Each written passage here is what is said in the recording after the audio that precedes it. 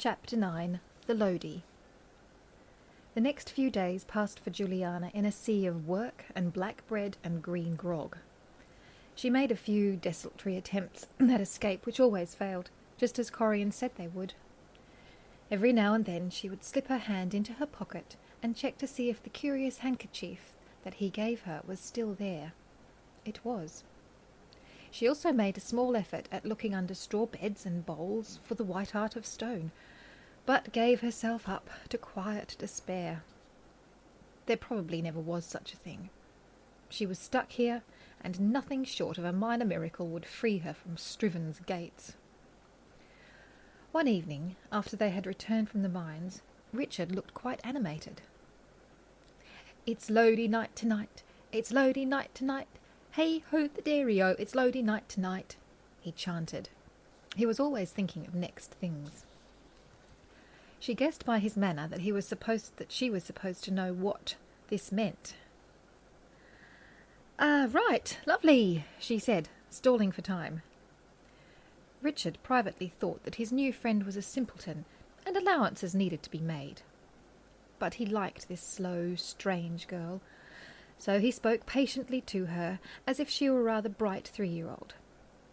"Just follow me and do as you are told," he said. She followed him as he scrambled up a grassy hill and stopped at a flat clearing at the top. As always, the guards were in charge. There were a few of these stalwart sentries about tonight, blunderbusses at the ready. They reminded Juliana of those guards she had seen in pictures of Buckingham Palace, only scruffier. "Come," they said. "Sit," they ordered. "Where?" Juliana asked. "There. On the dirt, goblin girl," shrilled a guard, pointing to a ragged circle of children, grown-ups and old folks sitting cross-legged or on little wooden stools. They sat huddled around what looked like a small bonfire. She recognised Digby at once, and next to him a small girl that she guessed must be his sister, Isolde.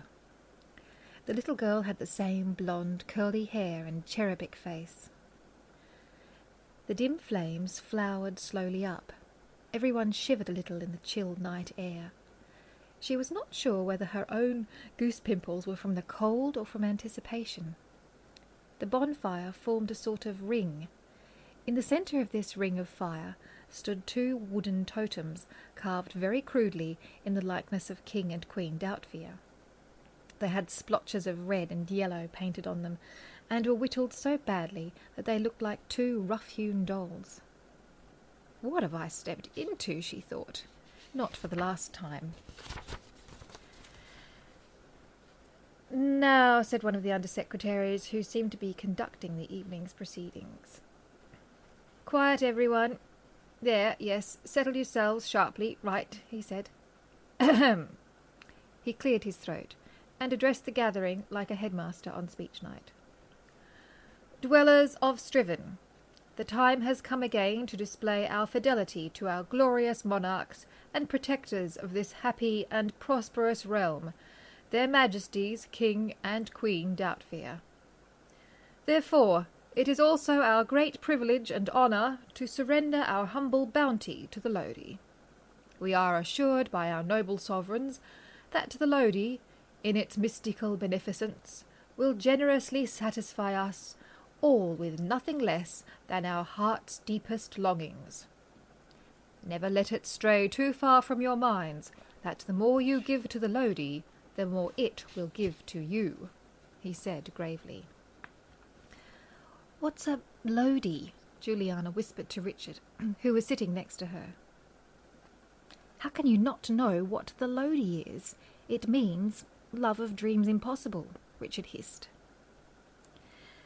"As you know," continued the Under-Secretary, "you must give something of your rations and your work.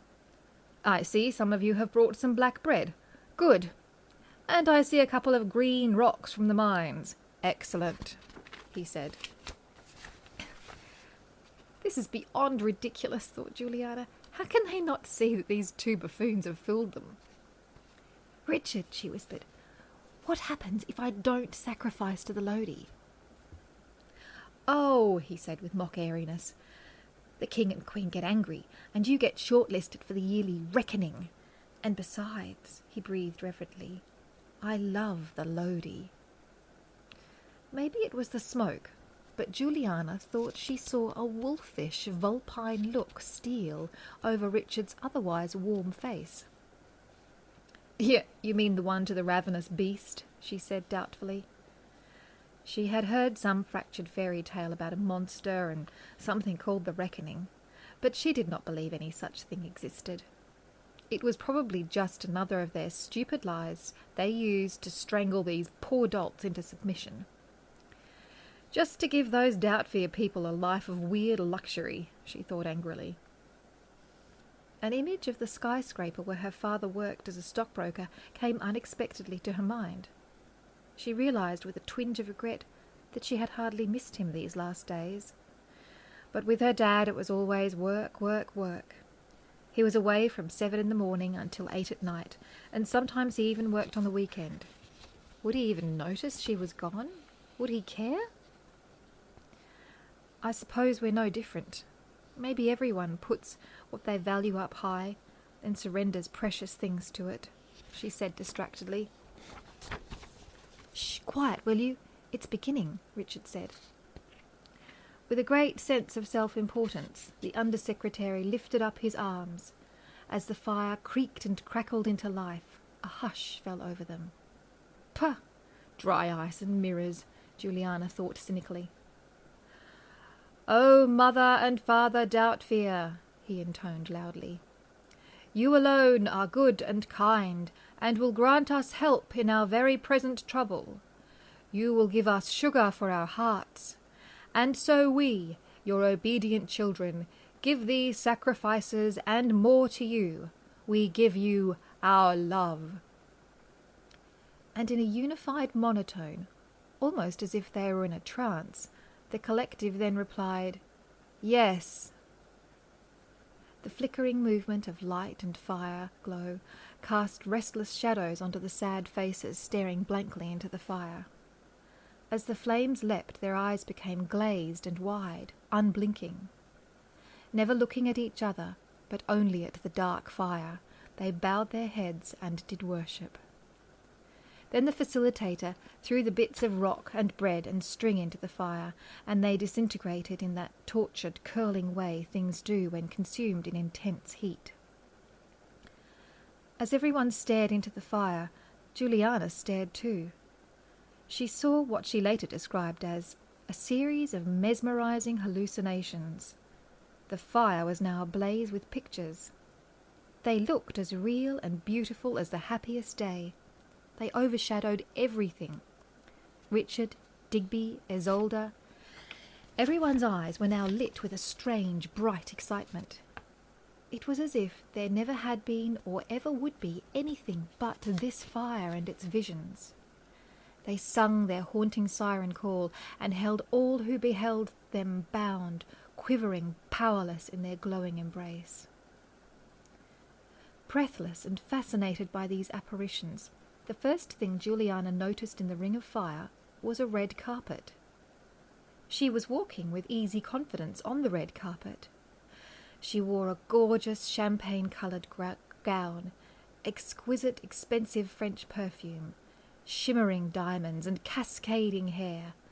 People everywhere were calling her name, applause, pulsing cameras, rainbow lights. She was beautiful. In the next vision, she saw a simple butcher's pencil. It belonged to her friend Jeanette. Jeanette's father worked in a butcher's shop, and he supplied his daughter with an ample stock of flat red and black striped pencils, which she brought to school. Juliana was quite sure they must have been magic pencils, and not just ordinary lead ones, because Jeanette always got 10 out of 10 for maths tests. Even though Juliana tried her best, she still only managed to get 4 or 5 out of 10. In this picture, Juliana saw herself writing with the coveted pencil. Then she saw herself waving an award for ducks of her school, and everyone clapping as she walked up to the podium to receive the honour of school captain. She was brilliant. Then she saw more heart-sore, humbler pictures in the fire too. pictures of her mum and dad and brother in their cheery pyjamas and dressing gowns, laughing as they unpeeled sparkly paper and mysterious boxes on Christmas morning. She even inhaled the smell of bacon frying gently. She saw herself sitting in a blissful solitude in the fork of her favourite tree in her garden at home, happily scribbling very bad poetry. She saw her grandmother polishing the wooden table with fragrant lavender beeswax polish, or setting a fine beef pie on the table with its thick, yeasty, rustic farmhouse pastry. Home. She was happy. Then the heat of the fire waned. The leaping flames dwindled to a flicker. The lovely smells vanished, and the entire blaze died in the cold, sombre night. In the grey ashes sat the two little crude, stumpy figures, such as a child might have drawn, of Queen and King Doubtfear. The Under-Secretary, who had hitherto been seated, arose and addressed the grim crowd. "People of Striven, here ends one more joyous evening arranged by your duly appointed potentates, the Doubtfears. It is their sincerest wish that you take the grand mysteries revealed to you in tonight's conflagration and employ them as inspiration for more prodigious output. The Doubtfears, in collaboration with," here his voice lowered, "another one, are working ceaselessly to make these dreams come true for each and every one of you. So help them to help you. Work harder to secure an even brighter future for your children and your children's children. You are dismissed." With downcast faces, everyone silently shuffled off in the direction of their homes. Juliana struggled to process what had just happened. Back then, for a moment, the pain was gone. This bad world had melted away in the fire of beauty. If she just had those pictures, she knew she could be happy forever. Those phantasms, how they flirted with her, winking at her and nudging her so mercilessly yet exquisitely in that fierce red glow. Oh, come back! She felt she had lost what she could hardly be said to have found. She was hungry for more of those images. She ran up to Richard. "That was amazing. What did you see?" she asked Richard. But he wouldn't talk about it. He just walked away looking solemn and somehow sadder. A current of unsaid speeches hung between them in the high-octane air. But Juliana was curious, so she pressed him further. "What did you see?" she demanded. He sighed, then spoke in a stiff, formal tone. "I saw, as it were, a great river of gold ingots, and I owned the river and the gold innumerable, and I could swim in the gold river and walk on it and make fine ropes of river gold and do anything I wanted with this bullion. So I built castles out of the gold as tall as mountains, and I was lord of all I surveyed, and I was happy," he said mournfully. "And now it is gone, but the king and the queen will make the Lodi return next week, and I will come back and give my gift. Oh, I feel such a longing it is almost a pain. As long as I have the Lodi, maybe my million dreams will come true," he said. "Oh, I see. So you did see something different from me," she said. "Yes." "What must we do now?" she asked. "Work and wait and worship the Lodi," he said seriously. Something about this last remark nettled Juliana. The suggestion that she revere a bit of firewood was harder to suggest than a Striven breakfast. Maybe it was the cold night air, or the bracing walk back to the cowshed, but she began to feel her brain switch to demist, just like on the car windscreen on a cold night. "Hey, I'm not worshipping some silly statue. It's just a piece of wood, for crying out loud." But Richard had disappeared into the darkness. The longer I linger in this crazy corridor, the more I shall become unhinged, just like the rest of them. Right, Juliana, she lectured herself sternly. If you ever get out of this place alive, you've got to keep your wits about you. If you're ever going to get out of this place alive, you've got to keep your wits about you. And besides, neither Corion nor the riddle said anything about a Lodi.